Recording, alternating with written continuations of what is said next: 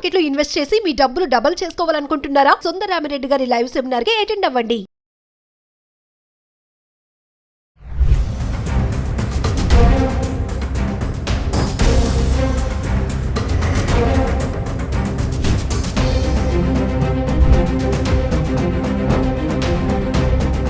Hello viewers, welcome back to our channel. Trump effect ఇప్పుడు చాలానే ఉంది మన ఇండియన్ స్టూడెంట్స్ పైన కానీ, జాబ్ చేసే వాళ్ళపైన కానీ. H1B visa, birth rate citizenship, part time jobs చేయొద్దు అంటున్నాడు. రీసెంట్గా గోల్డ్ కార్డ్ వీసా కూడా ఒకటి రిలీజ్ చేయడం కూడా జరిగింది. మరి కొద్ది రోజులు అది కూడా వచ్చేస్తుంది.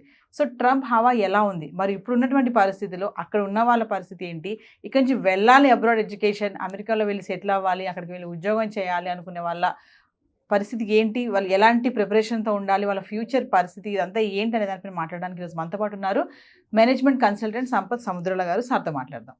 నమస్తే సార్. సార్, మరి ట్రంప్ ఆల్రెడీ మనం కొన్ని వీడియోస్ చేశాము. మరొకసారి ఏంటంటే ఇప్పుడు ఉన్నటువంటి పరిస్థితిలో అక్కడ ఉన్న వాళ్ళ గురించే కానీ, ఇంకా అమెరికా పైన మోజు తగ్గని వాళ్ళు కూడా చాలామంది ఉన్నారు. పరిస్థితులు చూస్తున్నా కూడా ఇంకా వెళ్ళాలి, అక్కడ సెటిల్ అవ్వాలి, అక్కడ చదువుకోవాలి, అక్కడ ఉద్యోగం చేయాలనుకునే వాళ్ళ మైండ్ సెట్ ఇంకా ఏం మారలేదు. సో అలాంటి వాళ్ళకి ఒకసారి USA ఇంకా వెళ్ళలేరు అని అంటే ఏం చెప్తారు? చాలా క్లియర్గా ఉందమ్మా scheme system.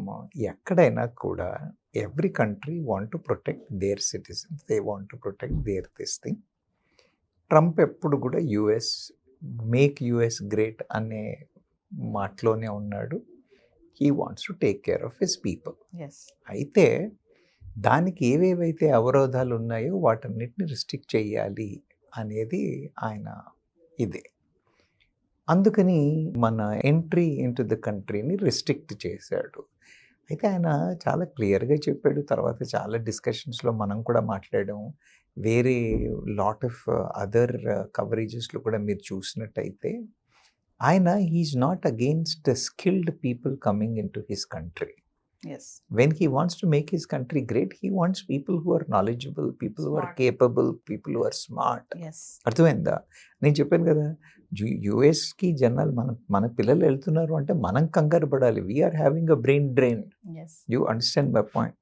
All qualified capable people are moving towards that country అన్న భయం. కాబట్టి వెళ్ళలేరా అని అంటే అర్హత ఉన్న వాళ్ళకి ఇంతకు ముందు ప్రాబ్లం లేదు, ఇప్పుడు కూడా ప్రాబ్లం లేదు. అర్హత ఉన్న పిల్లలకి ఏమి ఇష్యూస్ ఉండవు. మరి ఏంటి ఎక్కడ ఇష్యూస్ వస్తాయి అని అంటే మీడియోకర్ స్టూడెంట్స్ కూడా వెళ్ళి, మీడియోకర్ ఎంప్లాయీస్ కూడా వెళ్ళి, బికాజ్ ఇప్పుడు స్టడీస్ సంగతి పక్కన పెడితే everybody has a dream. Everybody has a dream. When everybody has a dream, అందరికీ కూడా AS అవ్వాలని ఉంటుంది, అందరికీ కూడా IPS అవ్వాలని ఉంటుంది. లక్షల మంది ఎంట్రన్స్లు రాస్తారు, లక్షల మంది మెయిన్స్ రాస్తారు, తర్వాత మళ్ళీ చాలా వేల మంది ఇంటర్వ్యూ దాకా వెళ్తారు. They are not able to achieve it because it is a competition. అలాగే ఇక్కడ కూడా మీరు చూసినట్టయితే వాళ్ళు సంవత్సరానికి ఒక 85,000 H1B అన్న ఒక కోటా పెట్టుకున్నారు. అవునా? ఆ కోటాలో 65 రెగ్యులర్గాను, 20 ఏమో యుఎస్లో స్పెసిఫిక్ స్కిల్స్ పికప్ చేసిన వాళ్ళు, హయ్యర్ ఎడ్యుకేషన్ చేసిన వాళ్ళను 85,000 పెట్టుకున్నారు. That's a huge number, isn't it? ఆ నంబర్కి తగ్గట్టుగా కేపబిలిటీస్ ఉండి వెళ్ళే వాళ్ళకి వెళ్ళడం ఇబ్బంది లేదు. ఎవ్వరూ కంగారు పడాల్సిన అవసరం లేదు. ఆ విషయం మీరు నేను చెప్పాల్సిన పని లేదమ్మా. నేను నిజంగా చెప్తున్నాను కదా, యువతతో మనం మాట్లాడుతున్నప్పుడు వాళ్ళకి తెలుసు నేను కేపబుల్లా, నేను వెళ్ళగలనా, నాకు ఆపర్చునిటీ ఉందా లేదా అన్న విషయం యువతకి వాళ్ళకి తెలుసు. They are very clear about it. So మనం వాళ్ళకి చెప్పాల్సిన అవసరం లేదు. కానీ మీరు ఇప్పుడు ఈ సమస్య ఎందుకు అడిగారు? అందుకే మిమ్మల్ని అడిగాను నేను, మీ పిల్లల్ని పంపించదలుచుకున్నారా అని. This is mostly response to the parents. ఎవరికైతే వాళ్ళకి ఆ ఉద్దేశాలు ఉన్నాయో, పిల్లలు వెళ్ళాలి అని ఉన్నారు, it has become a social obligation అమ్మా. అలా సోషల్ ఆబ్లిగేషన్గా ఆలోచించి మా పిల్లలు US వెళ్ళారా అన్న ప్రెషర్ పెట్టి అలా పిల్లల్ని ఇబ్బంది పెట్టడం అనేది న్యాయం కాదు. విల్ బి పుట్టింగ్ దెమ్ అంటూ. There are lot of opportunities in India. There are lot of capability doors opening in India. దాని మీద ఎక్స్ప్లోర్ చెయ్యాలి. అందుకని వెళ్ళడం వీలవ్వదా అని అంటే ఖచ్చితంగా వీలవుతుంది. వాళ్ళు మార్చరమ్మా. నేను ముందు కూడా చెప్పాను, మనకంటే ఎక్కువ వాళ్ళకి మన పిల్లలు అవసరం. వాళ్ళు దోచుకుపోతున్నారు మన పిల్లల్ని. You understand my point. నేనైతే అదే చెప్తాను. నేను ఎడ్యుకేషన్ అంటే నేను వెళ్ళాల్సిన టైంలో బ్రెయిన్ డ్రైన్ అని పేపర్లో విపరీతంగా మనం ఇప్పుడు సిఇఓలుగా ఉన్నారు వాళ్ళందరూ వెళ్ళే రోజుల్లో India was worried about the brain drain. You understand. ఇవాళకి కూడా అదే, మన మంచి పిల్లలు ఎందుకు వెళ్ళాలి? They can do great things here. So that is one thing. ఎవరైతే వెళ్ళకపోతున్నారో why should we target only అదొక్కటే ప్రపంచం కాదు కదా. అవునా కదా. ఇప్పుడు వాళ్ళ ఇబ్బందిగానే కెనడా రిస్ట్రిక్షన్స్ పెట్టింది. రెండు పక్క పక్కన ఉన్నాయి. కెనడాకి జనాలు కెనడా కోసం వెళ్ళలేదు, కెనడా నుంచి మళ్ళీ ఎలాగో యూఎస్లోకి ఎంట్రీ అవుదామా అన్న ఉద్దేశంతో వెళ్ళి. So those things have created a complication. మనం లాస్ట్ టైం ఒకసారి మాట్లాడాం, అద్దెలు పెరిగిపోయాయి, చాలా ఇబ్బందులు వచ్చాయి అని కెనడా. మరి అలా అయితే ఇంకా యూరోపియన్ మార్కెట్లో యూరోపియన్ కంట్రీస్ ఎన్ని లేవు where the opportunities are great, the probabilities are great. Australia ఉంది, న్యూజిలాండ్ ఉంది, జర్మనీ ఉంది. There are so many opportunities for people. So I don't think they should be worried about. ఒకవేళ India కాదు మేము బయటకే వెళ్ళి చేయాలి అని అనుకుంటే యూఎస్ ఒక్కటే కాదు అలా అని చెప్పేసి యూఎస్కి వెళ్ళడానికి అవకాశాలు లేవు అనేవి లేదు. The only thing they should have that kind of a skill set. You need to be on the top. A creamy layer only can go. The mediocre layer cannot go. That is clear. ఆ తర్వాత ఏదో ఎడాపడా చేసి పోదామా అని వెళ్ళిన వాళ్ళందరినీ తరిమి కొట్టేస్తున్నారు కదా. ఎందుకు అతంట? You understand my point. So I don't suggest people who are not as a cream not to have that kind of ambition. అలాంటి ఆలోచనలు పెట్టుకోకుండా వాళ్ళకు ఒకవేళ బయటకు వెళ్ళాలి అని అంటే స్కిల్ సెట్ని కొంచెం ఇంప్రూవ్ చేసుకుని అదే అయితే జర్మనీ లాంటి కంట్రీకి వెళ్ళాలి ఏంటంటే లాంగ్వేజ్ నేర్చుకోవాల్సిన అవసరం ఉంటుంది. అవునా కదా. ఇంగ్లీష్ స్పీకింగ్ కంట్రీస్ కాకపోతే లాంగ్వేజ్ నేర్చుకోవాల్సి ఉంటుంది. But otherwise I don't think there is any issue about it. ఒకవేళ వెళ్ళాలి అని అనుకుంటే చెప్తున్నాం కదా, పికప్ గ్రేట్ స్కిల్స్. ఇవాళ వచ్చిన ఏఐ పికప్ గ్రేట్ స్కిల్స్. ఆ ఏరియాలో data science, AI, data science లాంటి సబ్జెక్ట్స్లో టాప్గా ఉన్నట్టయితే ఎందుకు పిలవరు? Then we will come to the other professions.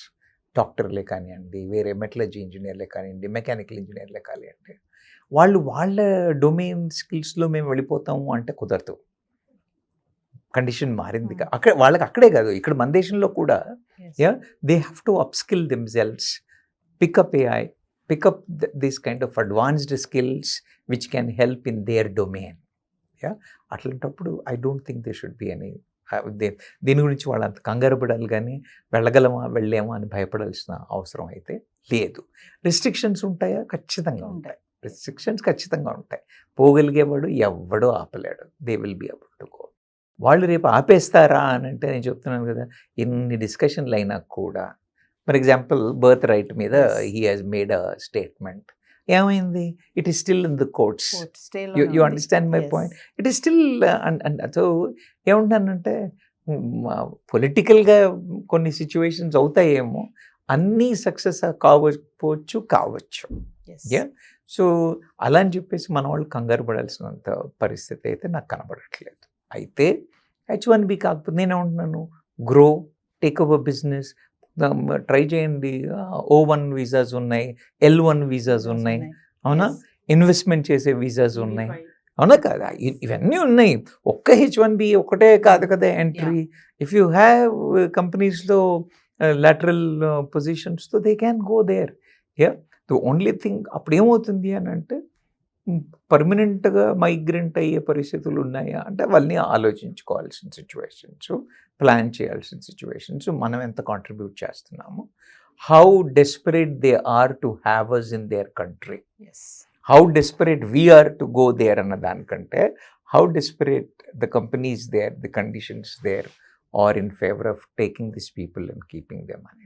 అంటే సార్ ఒక విషయం చెప్పండి సార్, అంటే మన వాళ్ళు ఇక్కడ టాలెంట్స్ లేక, ఇక్కడ ఉద్యోగాలు రాక, వచ్చే సరిపోక అన్నీ అమ్ముకొని కానీ లోన్స్ పెట్టుకొని కానీ అక్కడికి వెళ్ళి ఏదోలాగా బతికేద్దామని ఒక్క ఎయిమ్ తోటి వెళ్తున్నారు అంటే ఏం చెప్తారు? అలా కాదు, అలా కొంతమంది అమ్మ, అందరూ అలా వెళ్తున్నారని అనుకోను నేను.